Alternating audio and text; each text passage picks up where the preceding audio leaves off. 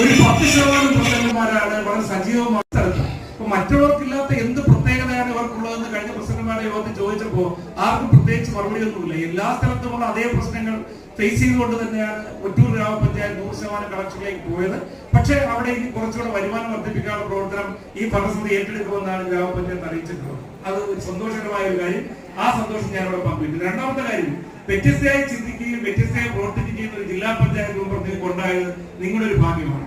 കാരണം സാധാരണ ഒരു ജില്ലാ പഞ്ചായത്ത് അംഗത്തോട് MCF പൈസ വെച്ച് കഴിഞ്ഞാൽ അത്ര പോസിറ്റീവായി പ്രതികരിക്കില്ല. കാരണം എന്താണ്, MCF നിങ്ങളുടെ അധികാരപരിധിയിലുള്ള വിഷയമല്ല. MCF എന്തിനാണ് ജില്ലാ പഞ്ചായത്ത് പൈസ കൊടുക്കുന്നത്? അവിടെയാണ് ശ്രീമതി പ്രിയദർശിനിയുടെ പ്രസക്തി.